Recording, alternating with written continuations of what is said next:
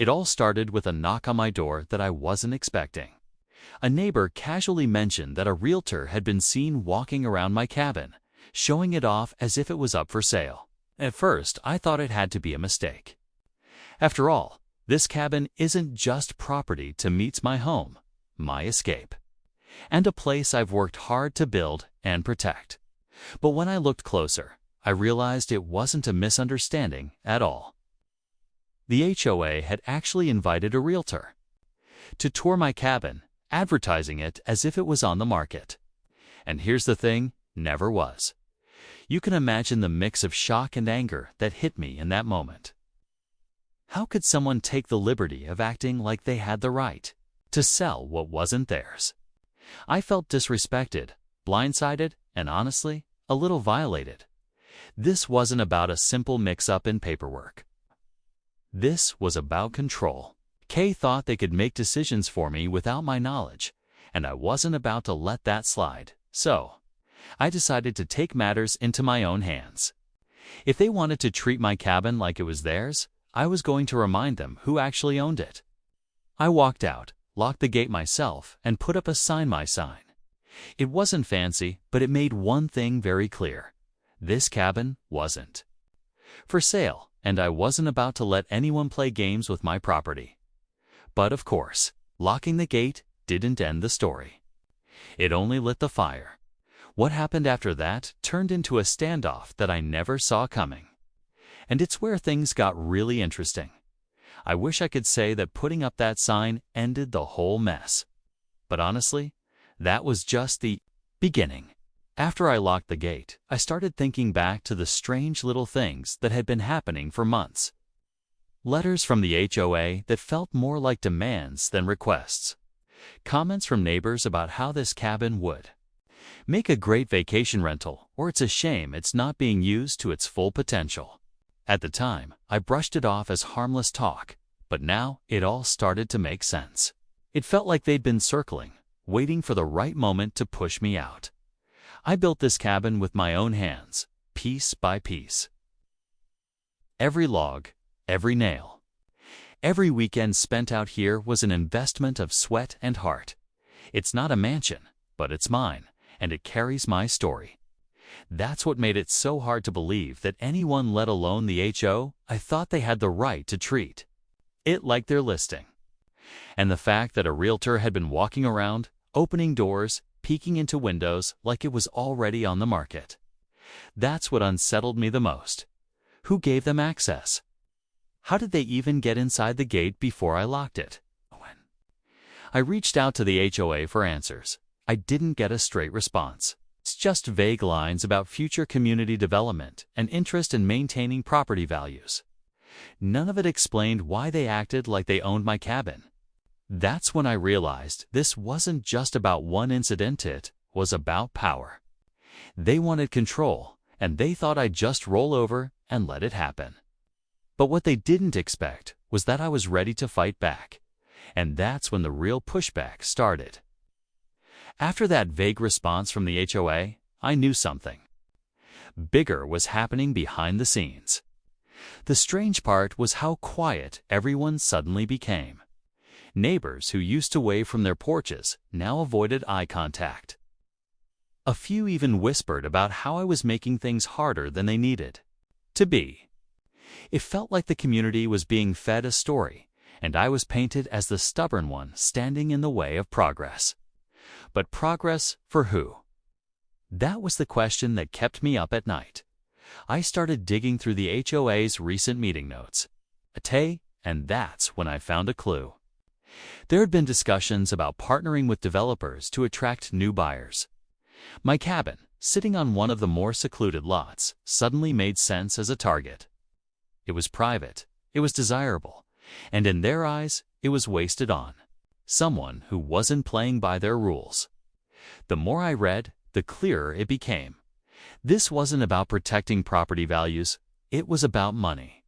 Meanwhile, the realtor kept showing up. Not at my door, but circling the area, talking to people like she already had a claim on the place. One afternoon, I even caught her taking photos through the gate. When I confronted her, she brushed it off, saying the HOA had authorized her to gather material. Authorized. For a home that wasn't even for sale. That was the moment I realized I wasn't just fighting for my cabin. I was fighting to set a boundary they couldn't cross. But the HOA wasn't backing down. They had resources, influence, and a plan they weren't ready to reveal. And while I thought locking the gate gave me control, it quickly became clear that this was only the opening move in a much larger game. The more I pushed back, the more pressure I felt from every direction. Notices from the HOA started showing up in my mailbox almost daily. First, they complained about improper signage because of the board I'd hung on my gate. Then it was maintenance concerns about the gravel drive, as if they suddenly cared about the way I kept my property. It was clear they weren't just sending letters, they were sending warnings. Each envelope felt like another shove, a reminder that they had the power to make life difficult if I didn't fall in line. At the same time, I could sense something shifting with the realtor. She wasn't just hanging around anymore. She was acting like she had backup. More than once, I spotted her walking with members of the HOA board, whispering, pointing at my cabin like it was already on some future plan. The way they carried themselves, was like they believed the decision had already been made, and I was just an obstacle they had to deal with. That's when the tension boiled over. One evening, I came back to find the gate unlocked. My sign had been taken down and tossed aside. I don't know if it was the realtor, the HOA, or someone they hired, but it was obvious. Someone had crossed the line and stepped onto my land. That's not just paperwork anymore. That's personal. I stood there in the fading light, staring at my own property that suddenly didn't feel safe, and realized this was heading toward a showdown. They had pushed, I had resisted, and now neither side was willing to back down. The air was thick with tension, and I knew the next move would decide everything. The only question was, who would make it first? Just when I thought things couldn't get more intense, a new twist came out of nowhere. A week after finding my gate tampered with, I got a letter that stopped me cold. This wasn't another HOA warning, it was an official notice of pending review for my property. According to the document, the board had raised questions about whether my cabin met community standards, and whether it could even remain in its current state. In other words, they weren't just hinting at control anymore. They were openly threatening the future of my home. At first, I thought it was bluff. But then I learned something that made my stomach drop. A neighbor quietly pulled me aside and said she'd overheard two board members talking about restructuring the neighborhood map to make way for new buyers. They weren't just interested in selling my cabin, they wanted the land itself. My cabin, my gate, my quiet corner of the woods. It was all part of a bigger plan they hadn't told anyone about. That's when I realized the stakes were higher than I thought. This wasn't only about a realtor walking around with a clipboard. This was about losing everything I had built, everything I had worked for. And it explained why the pressure kept mounting: letters, whispers, signs being removed. They were testing me, pushing me, waiting for me to crack so they could move in and take control. I knew I couldn't just sit back anymore. If they were willing to bend the rules this far, what else were they prepared to do?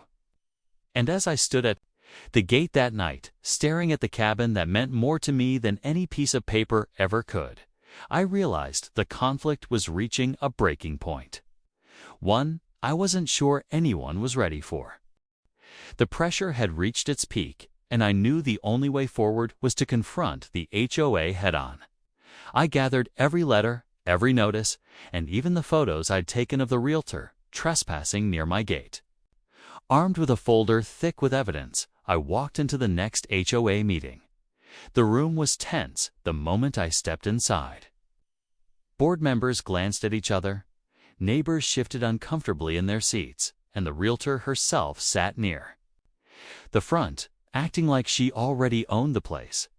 When my turn to speak came, I laid it all out: how they had invited a realtor to my property without permission, how my sign was removed, how I'd received threatening letters. I even read directly from their own meeting notes about partnering with developers. The silence in the room was heavy, but then the questions started, this time not from me, but from the other homeowners. Neighbors who had been quiet until now demanded answers. Why were board members discussing land deals behind closed doors?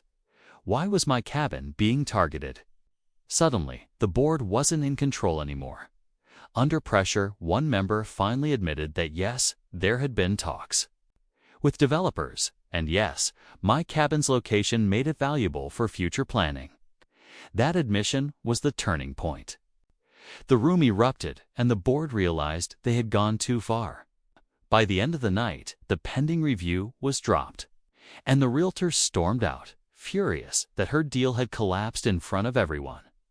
I thought that was the end of it, but the twist came a week later. A letter arrived not from the HOA, but from a developer directly. They weren't done. They wanted to buy my cabin outright. And that's when I realized the fight wasn't just with the HOA. It was with someone much bigger.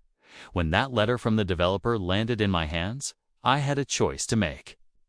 They weren't subtle big numbers, promises of community growth, and even a polite note about how it would benefit everyone.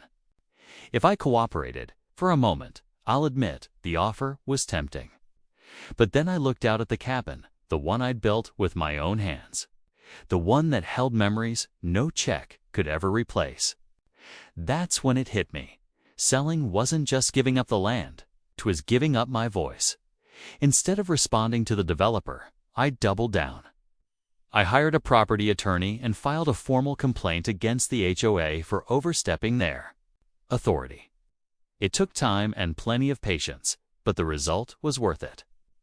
The HOA was forced to back off, and new rules were put in place limiting their power over individual homeowners. They could no longer make shady deals in secret or pressure owners into community plans without full transparency.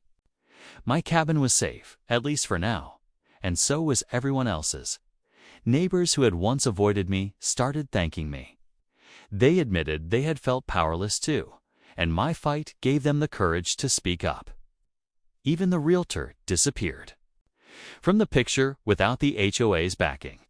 She had nothing left to stand on. In the end, I learned something important. Protecting what's yours isn't just about locking a gate or putting up a sign. It's about standing firm when others try to take control, even when it feels like the odds are against you. This cabin is more than wood and nails. A reminder that your home is your story, and no one else has the right to sell it for you.